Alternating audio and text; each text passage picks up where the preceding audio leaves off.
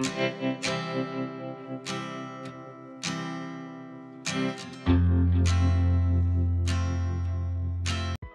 Everyone, welcome back to my channel. আশা করছি সকলেই খুব ভালো আছো। বীরভূম জেলার ছোট্ট একটা শহর থেকে আমি সুধা আবারও চলে এসেছি নতুন দিনে নতুন আরও একটা ব্লগ নিয়ে। আই হোপ আজকের ব্লগটাও তোমাদের প্রচণ্ড ভালো লাগবে। এই যে দেখতেই পাচ্ছ, সকাল টাইমে যেই আমি উঠেই কিন্তু মুখে চোখে জল নিয়ে দোরগোড়ায় চলে এসেছি জল দিতে। আসলে প্রচলিত কথা অনুযায়ী তো সংসারের মঙ্গলের জন্য দোরগোড়ায় জল দিতে হয় সকাল টাইমে, যত নেগেটিভিটি দূর হয়। তারপর দেখো এই যে কাঁচা ধোয়া ছিল কিছুটা হাজব্যান্ডের। এদিকে ঘুম থেকে আজকে খুব তাড়াতাড়ি উঠে পড়েছি, রাত্রিবেলায় খুব গরমও করছিল। আসলে কি বলতো, এই যে কোথাও মনে হয় বৃষ্টি হয়েছে, তো রাত্রিবেলায় তো গরম করছিল, এখন দেখছি বেশ ওয়েদারটা ভালো আছে। তো যাই হোক, চলো 6:30 থেকে আমি উঠে পড়েছি, উঠেই কিন্তু কাজে লেগে পড়েছি। আর দেখো কাজ তো আছেই, তাই না? সংসারে কাজ তো চলতেই থাকবে। আমি দেখো বিছানাটা কিন্তু আজকে গুটাইনি, হাজব্যান্ড যেহেতু এসেছেন উনি কিন্তু গুটিয়ে দিয়েছেন। তবে আমার কিন্তু একদম পছন্দ হয়নি, আমি নিজের মতো করে গুটাতে না পারলে অন্যদের কাজ আমার না খুব একটা পছন্দের নয়। যদিও বা ছেলেদের কাজ তো যেটুকু করে দেয় সেটাই অনেক। আর এই যে দেখতেই পাচ্ছ, খাটের তলাগুলো যতক্ষণ না ঝাড় দেবো ততক্ষণ একদম ভালো লাগে না। এদিকে বিছানার চাদরটাকে দেখছি যেই ওলট পালট হয়ে আছে, নিচের দিকে ঝুলে আছে, তো ওটাকে একটু গুটিয়ে নিলাম। তো পরে যখন সময় হবে তখন বিছানাটাকে একেবারে ঝেড়ে সুন্দরভাবে পেরে নেব। আর এই যে হাজব্যান্ডকেও একটা ঝাঁটা ধরিয়ে দিয়েছি। আসলে যখন উনি আসেন তখন আমি বলি যে বাইরেরগুলো একটু তুমি ঝাড় দিয়ে দাও, তাহলে কি হয় আমার না সুবিধা হয় একটুখানি। আর এই যে দেখো ঘর দৌড় বারান্দা সমস্ত কিছু ঝাড় দিতে দিতে এবার চলে এসেছি উঠোনে। আর হাজব্যান্ডেরও কিন্তু একেবারে উঠোনটা, বাইরের উঠোনটা আর কি ঝাড় দেওয়া হয়ে গেছে। এবার এই তো যে উঠোনটা আমাদের আর কি, সেখানে ঝাড়টা দিয়ে নিচ্ছি। আর যেহেতু প্রচণ্ড পরিমাণে ঝড়ের মতো হয়েছিল ভোর টাইমে, আর রাত্রিবেলায় তো গরম ছিল খুব, তবে ওই যে ভোরবেলায় একটু ঠান্ডা ঠান্ডা হলো বললাম, আসলে একটুখানি মনে হয় অন্য সাইডে বৃষ্টিটা হয়েছে সেই কারণেই, আর ঝোড়ো হাওয়া একটা দিয়েছিল সেই কারণে দেখো উঠোনে কত পাতা জমে আছে। আর ওই যে পাশের বাড়ির যেহেতু বড় বড় গাছ, সেহেতু কিন্তু ওখান থেকে পাতাগুলো চলে আসে। তবে গাছগুলো থাকলে না হাওয়াও দেয় জানো তো, কেটে দিলেও মুশকিল, আবার উঠোনটা নোংরাও করে এদিকে। তো চলো এদিকে কিন্তু উঠোনটা আমি ভালোভাবে পরিষ্কার করে নিই। এমনিতেই তো ঝাঁটা আমি সকাল থেকে একদম 3-4 বার দিয়েই থাকি। আর এখন দেখো এই যে উঠোনে ঝাঁট দিতে দিতে দেখতেই পাচ্ছ, বুঝতেই পারছো কি পরিমাণের পাতা জড়ো হলো। আর এদিকে আমার হাজব্যান্ড করছেন কি, যেহেতু বাইরে তো গোটায় ঝাঁট দেওয়া হয়ে গেছে, উনি আর কি দুর্গা মন্দিরটা একটু ধুয়ে দিলেন। দুর্গা মন্দিরটা যদি ভালোভাবে ধোয়া না থাকে না একদম ভালো লাগে না। সকালে ওই যে একটুখানি বাসি কাজ করার পরে, এখানে তো দুর্গা মন্দিরে ওঠা যায় না, একেবারে স্নান ছাড়ার পরে। আর আমার কিন্তু ছেলেকে স্কুল পাঠানোর পর একদম এসবের সময় হয়ে ওঠে না। এদিকে আবার কাঁচা ধোয়ার আছে, ওইগুলোকে বের করে দিয়েছি। আবার দেখো বাসি কাজ করতে করতে ঘড়ির কাঁটা তো আর থেমে থাকবে না, তবুও কিন্তু একেবারে সংসারের কাজগুলোকে সুন্দরভাবে করে নেব। আর ছেলেকে এদিকে তো স্কুল পাঠাতে হবে, ওই কারণে দেখো খুব চটজলদি কাজ করছি, নিরন্তর কিন্তু সংসারের পিছনে পরিশ্রম করেই যাচ্ছি। আর এই যে দেখো কতগুলো পাতা জমা হয়েছে, এগুলোকে কিন্তু একেবারে বাড়ির বাইরে ওই পাশে পাঁচিল বেয়ে বের করে দেবো। আর দেখো এখন কিন্তু ঘড়ির কাঁটায় মোটামুটি বাজতে চললো প্রায় 7টা। মানে কি বলতো, এই যে ঝাঁট দিতে না অনেকটাই সময় লেগে যায়, 7টা কাভার হয়ে গেছিলো আমার ঝাঁটটা দিতে দিতে। এটাকে দেখো এই যে কড়াই যেগুলো হয় সেগুলোর মধ্যে কিন্তু আমি পাতাগুলোকে ভরে ধুলোবালি সমস্ত জড়ো করে একদম পাঁচিল পার করে ফেলে দেবো ওই পাশে। এদিকে কিন্তু আমার ছেলেকে ঘুম থেকে উঠিয়ে দিয়েছি, ওকে একটু ফ্রেশ ট্রেশ করিয়ে তারপরে ওদিকে চা দিয়েছি ওকে একটুখানি। এদিকে বাসি কাজগুলো করতে করতে অনেকটাই টাইম হয়ে যাচ্ছিল, আমি কিন্তু বাসি কাজ সেরে একেবারে স্নানটা সেরে নেব। আসলে কি বলতো, সকাল টাইমে না এক ফোঁটা দাঁড়ানোর সময় নেই। এই যে ওইদিকে দেখো কাঁচা ধোয়ার জন্য বের করেছিলাম, তারপর দেখো বাসনগুলো দেখলে জড়ো হয়েছিল, এই সমস্ত কিন্তু বের করার পরে আমাকে এখন দেখো স্নান সেরে একেবারে ঠাকুর সেবাটা দিয়ে নেওয়ার পালা চলে এসেছে। আর এই যে আমি কিন্তু দেখো একটুখানি সার্ফ জল ভেজাচ্ছি। কি বলতো, গোপালের কয়েকটা কাপড় ছিল তো ওইগুলোকেই না ভিজিয়ে রাখলাম, একটুখানি পর যখন সময় হবে তখন কাচবো। কিছুদিন আগে ওই যে হোলি ছিল, তো সেই কারণে গোপালেরও জামা কাপড় তাওয়ালে সমস্ত কিছু কিন্তু একেবারে প্রচণ্ড পরিমাণের রঙে ভর্তি ছিল, সেই কারণে আমি কিন্তু এগুলোকে একটু মানে ধুয়ে রাখবো। আর এখন না একটু ভিজিয়ে রাখি, কেন কি সঙ্গে সঙ্গে ছাড়বে না। আর গোপালের চুলটাও কিন্তু প্রচণ্ড ধুলো, তারপর হচ্ছে আবিরে ভরা ছিল, ওই কারণে একটু ভিজিয়ে রাখলাম, সঙ্গে সঙ্গে কাজলে মনে হচ্ছে ছাড়বে না। তো চলো এদিকে পুজোর বাসন তো ধোয়া ছিল, ওইগুলোকে কিন্তু নিয়ে চলে যাই আর পুজোটা চটজলদি দিয়ে ফেলি। কি বলতো, সংসার জীবনে না যেই পা দিয়েছি এক এক করে কিন্তু অনেক অনেক কাজ করতে শিখে গেছি। আর এই যে দেখো সংসারে বাসি কাজ সারার পরে ঠাকুর সেবা দেওয়ার পালা। হাওয়া দিচ্ছে কি সুন্দর বলো আজকে কিন্তু রোদের খুব একটা তাপ নেই জানো তো, খুব সুন্দর একটা ওয়েদার ছিল। তবে সকাল টাইমে তারপর কিন্তু একটু রোদ দিয়েছিল ভালোভাবেই। আর এই যে দেখো হাওয়াটা দিচ্ছে, তবু কিন্তু জানলাটা আমার লাগাতে ইচ্ছে করছিল না, ওতেই কিন্তু আমি পুজোটা দিয়ে নেব। সকাল টাইমে একটু এই ধরনের হাওয়াটা না খুব ভালো লাগে।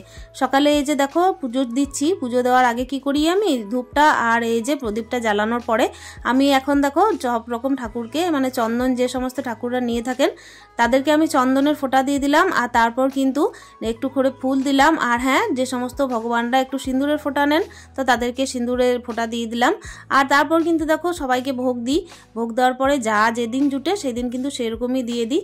আসলে কোনো বাধা ধরা কিছু নেই জানো তো, আমার যদি নকুলদানা জোটে তো তাই দিই। যেহেতু আমার হাজব্যান্ড এসেছিলেন মিষ্টি নিয়ে, তো এই যে হাজব্যান্ডের মিষ্টিটা আর কি দিয়ে দিলাম।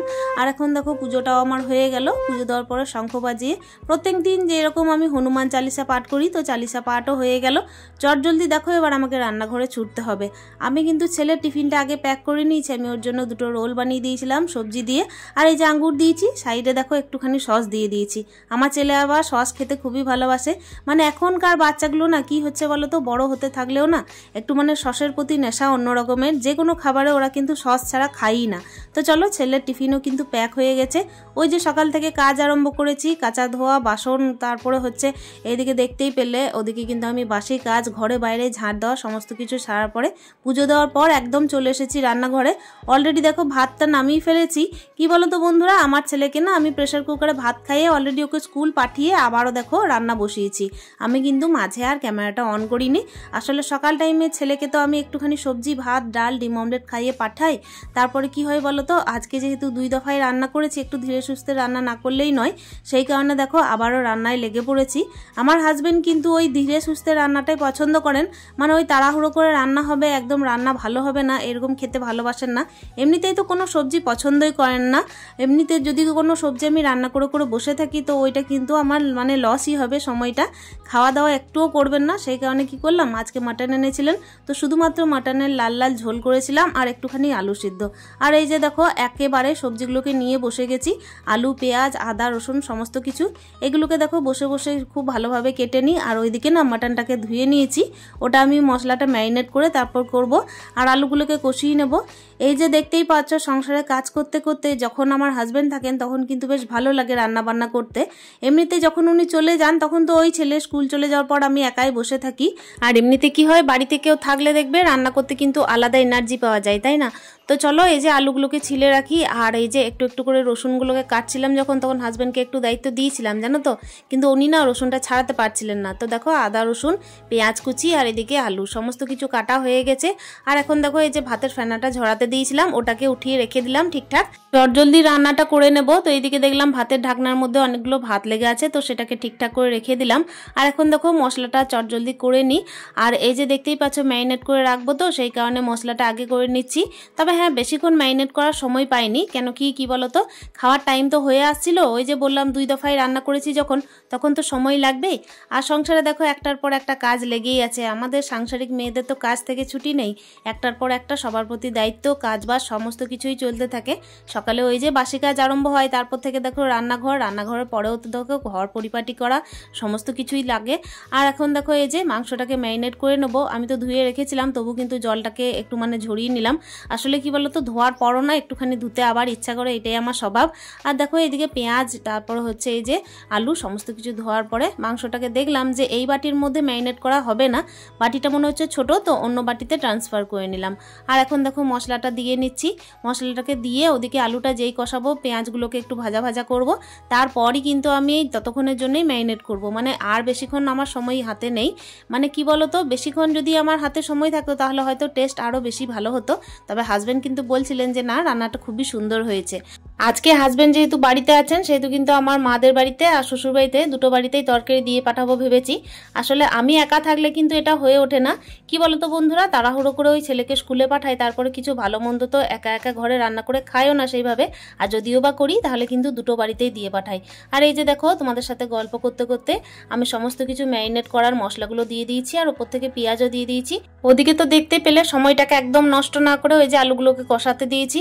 তো কষানো আলুতে না মাংস ঝোলে খুব ভালো লাগে। আর এটাকে যদি আমি একসাথেই মানে করে রাখতাম সেটাও হতো, কোনোটাই কিন্তু খারাপ লাগে না। আসলে মাটনটাকে যেভাবেই রান্না করা যায় ভালো লাগে। আর আমার চিকেন খুব একটা পছন্দও নয়। অবশ্য আজকাল কি করছে বলো তো, চিকেনটা মানে খাওয়াটা যে খুবই স্বাস্থ্যকর সেটাও নয়, তার থেকে নিরামিষ খাওয়া ভালো আমার যা মনে হয়। আসলে বাচ্চাদের তো চিকেনটা খেতেই বেশি সুবিধা হয়, সেই কারণে আমাকে করে নিতে হয়। আর আমার হাজবেন্ডও খুব একটা চিকেন পছন্দ করেন না। আর এই যে দেখো এদিকে টমেটো ছিল গাছের মধ্যে শুধুমাত্র দুটো, মানে আর কিন্তু গাছে আর কোনো টমেটো নেই। যে দুইখানা টমেটো অবশিষ্ট ছিল গাছে সেই দুটো আমি একেবারে আজকের মতো মানে রান্না করে একদম সমাপ্ত করে দিচ্ছি। আর এই যে দেখতেই পাচ্ছ খুব বেশি তেল মশলাই কিন্তু আমি রান্না করি না, জানো তো। খুব বেশি তেল মশলা দিলেই যে রান্নার টেস্ট হয় তার কোনো মানে নেই। অবশ্য ম্যারিনেট করা যে আর কি মাটনটা ছিল তার মধ্যেও কিন্তু একটুখানি তেল দেওয়া ছিল। ওই কষাতে কষাতে এমনিতেই তেল ছাড়ছিল, চর্বি তো ছাড়েই তাই না, মাটনে কিন্তু দেখবে চর্বি ছাড়েই। আর এখন দেখো কষিয়ে নিচ্ছি ভালো করে। তারপর এদিকে আমি কিন্তু হাজব্যান্ডকে বললাম যে তুমি কিন্তু একটুখানি মানে তাড়াতাড়ি করো, কেন কি স্নানটা সেরে নিয়ে আমি ওই যে বললাম একটু মানে পাঠাবো দুই বাড়িতে তরকারি দিয়ে। এদিকে কিন্তু আমার বাবা এসেছিলেন, সেই কারণে আমার সুবিধা হয়। আসলে আমার বাবার দোকান তো কাছাকাছি, ওই জন্য বাবার সঙ্গে কিন্তু তরকারির আদান প্রদানটা হয়ে যায় চট করে, কিন্তু ওই বাড়িতে হয়ে ওঠে না, মানে শ্বশুর বাড়িতে হয়ে ওঠে না। আর এখন দেখতেই পাচ্ছ আমি কিন্তু আলু কাটছি কিসের জন্য বলো তো, একটুখানি আলু সিদ্ধ করব। মানে হাজব্যান্ডের কিন্তু আলু সিদ্ধটা খুবই পছন্দ, ওই যে কোনো রকমের আর কি মাংসের ঝোল আর আলু সিদ্ধ হলেই যথেষ্ট। এদিকে দেখো যে সমস্ত সবজির খোসাগুলো ছিল সেগুলোতে এখনো পর্যন্ত তোলা হয়নি, তো ওগুলো বাইরে ফেলে আসি। আর এখন দেখো যে সমস্ত আর কি মাংসর আলুগুলো ছিল সেগুলোকে কিন্তু দিয়ে দিচ্ছি। আর কি বলতো একটুখানি মানে রয়ে শয়ে সমস্ত কাজগুলোকে করে নিচ্ছি। অবশ্য একটা কাজ করতে করতেই অন্য কাজে হাত দিতে হচ্ছে। আমি হাজব্যান্ডকে বললাম যে একটুখানি ক্যামেরাটা ধরে দাও, তো উনি আর কি মাংসটা কষাতে কষাতে একটু ক্যামেরাটা ধরে দিলেন। ওইদিকে না আমি গরম জল চাপিয়ে সমস্ত রকমের মাংসই আর কি রান্না করা পছন্দ করি। এদিকে বাইরে দেখলাম জানো তো কি, যে অনেকক্ষণ থেকে না প্রায় 1 ঘন্টা যাবত হবে হয়তো, ওই যে হরেক মাল 20 টাকা ওরা কিন্তু হাক ডাক দিচ্ছে, আর পাড়ার সমস্ত বউরা কিন্তু কেনাকাটা করছিল।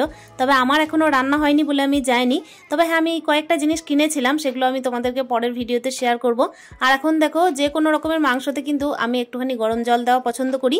আর মাটন হলে তো আমি প্রেসার কুকারের মধ্যেই রান্না করা পছন্দ করি। এই যে দেখতেই পাচ্ছ মাটনের লাল ঝোল, তো ওই দুটো বাড়িতে দেওয়ার পরে কিন্তু আমার আর হাজব্যান্ডের জন্য এইটাই রেখেছিলাম। আসলে কি বলতো দিয়ে ধুয়ে খেতে না আমরা খুবই ভালোবাসি। আর আমাদের এই দুই বাড়িতে না আমাদের তরকারি আদান প্রদান হয়। এদিকে দেখবে রান্না বান্না হয়ে যাওয়া মানে সমস্ত রকমের কাজ হয়ে যাওয়া মনে হয়, তাই না বলো। রান্না তো কমপ্লিট হয়ে গেছে, এবার আর কি কাজ। আর এখন দেখো কাজ থাকলেও কিন্তু দেখবে সংসারের জন্যই কাজ করা। আর এই যে বলেছিলাম হরেক মাল বিক্রি করতে এসেছিল, তো ওখান থেকেও 5টা জিনিস কিনলাম। আমার কাছে খুচরো ছিল না, ওই জন্য হাজব্যান্ডের জন্য ওয়েট করছিলাম। আর এই যে দেখো বয়ামগুলো কিনেছি আর কাচের বাটি।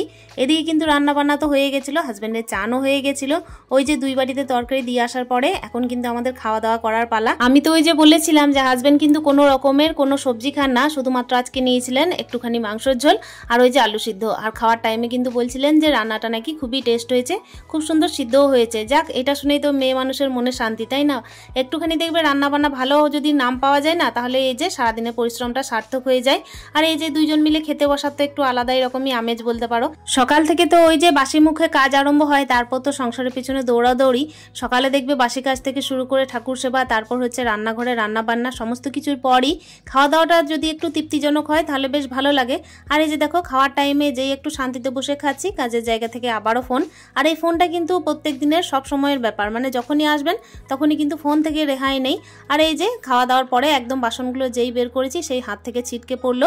এদিকে এই যে গরমের দিন সেহেতু দেখো রোদের চার না থাকলেও কিন্তু কাপড় চোপড়গুলো একদম শুকিয়ে যাচ্ছে, তো বেশিক্ষণ না কাপড় চোপড় রাখাও যাবে না। আর এখন দেখো এই থলিটা বের করছি, এটার মধ্যে হাজবেন্ড মাংস এনেছিলেন, যদিও বা কালো ক্যারির মধ্যে রাখা ছিল, আমি কিন্তু তবুও ধুয়ে রাখলাম।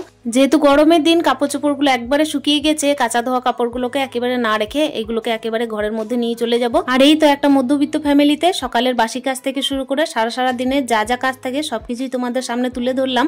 আর আজকের মতো ব্লগটা আমি এখানেই শেষ করব। আশা করছি আজকের ব্লগটা তোমাদের প্রত্যেকের কাছে খুবই ভালো লেগেছে। যদি ভালো লেগে থাকে একটা কমেন্টের মাধ্যমে জানানোর চেষ্টা করো। আর অতি অবশ্যই চ্যানেলটাকে সাবস্ক্রাইব করে আমার পাশে থেকো। দেখা হচ্ছে অন্য দিনের অন্য আর একটা ভিডিও নিয়ে। ততক্ষণের জন্য স্টে হ্যাপি, হ্যাপি মন, টাটা।